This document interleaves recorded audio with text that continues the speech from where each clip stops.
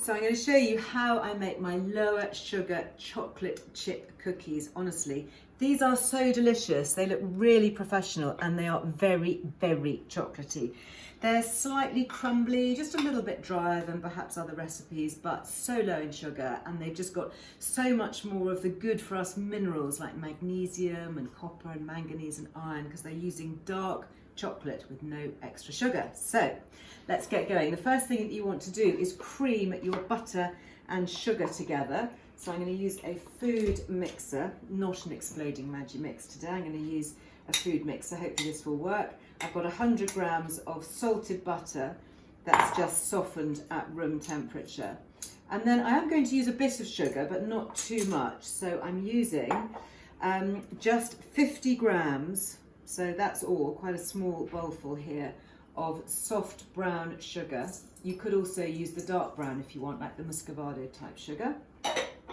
And then I'm going to use something called stevia. And this is a natural plant sugar, and it's about 30 times sweeter than normal sugar.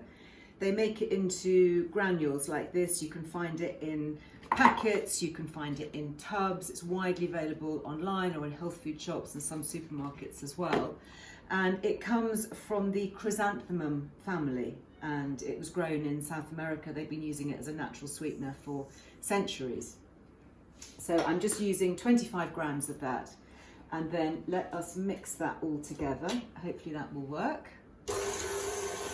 You want that just really to cream together nicely, just like you would with a normal cake, starting off a cake or biscuit mixture. Might boost it up a bit. There we go. Then into that I'm going to add some of my wetter ingredients. So switch that off for a second. I've got a nice organic egg that's going in there, and I am also going to use some oats and some flour. And I'm just using regular rolled oats. You'll find the full recipe online, or you can just click below if you want that.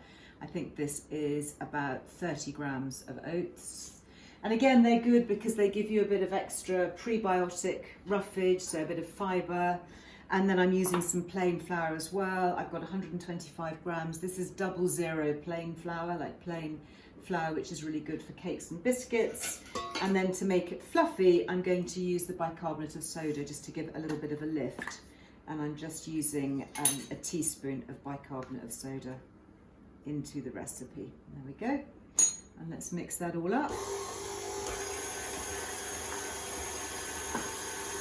Get that all mixing nicely, and then to give the cookies their really nice dark rich colour, I'm going to use a bit of plain cocoa. So this is the unsweetened cocoa powder that you can just find in any supermarket, or you could use a cacao powder like this one. This is a plain organic cacao powder, really high in minerals, really good for you. It's got some gut-friendly polyphenols. Right, that's enough of that. So I've got here, how much have I got in here? Just refer back to my recipe. I have just about 10 grams, so not very much. So that can be tipped into there like that.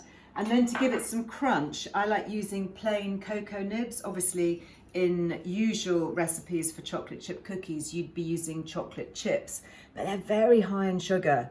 So I've got these are sugar-free cocoa nibs.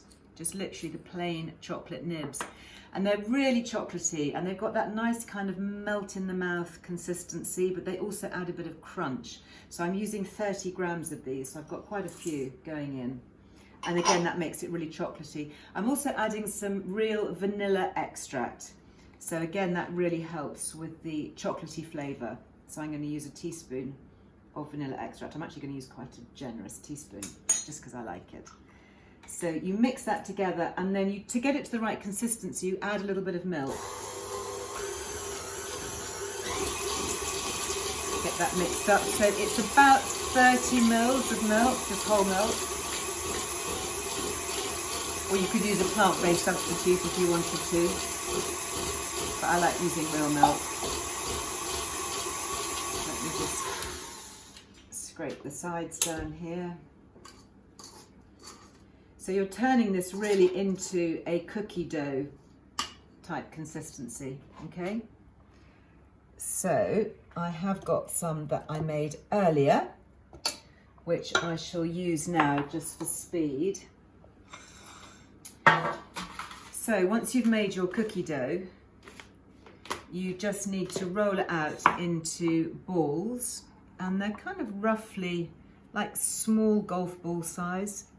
Just roll it like that between your fingers, palms of your hands, and then you can flatten it. Pop it onto a greased baking tray, or you can use like a silicone paper like this, non-stick, and then you just really want to flatten them down like that, just into cookie shapes. Obviously you can make huge ones if you want, or you can do little mini ones, but just literally take a bit of the cookie dough.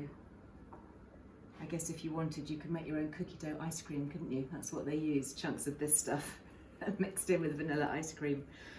So, and just space them out onto a baking tray. And then you're going to bake these quite hot, it's around 200 degrees centigrade, and maybe for 10-12 minutes. Keep an eye on it, obviously, depending on how hot your oven is. I've got some which I'm just going to pull out here, which should be just about ready. There we go. So when they are cooked, they look like this, and then you can turn them out, pop them onto a wire rack while they cool, like that. And once they've cooled, they are ready to eat. Whoops! Your lower sugar, very chocolatey, chocolate chip cookies. Look at that. Bit crumbly, but chocolatey and delicious.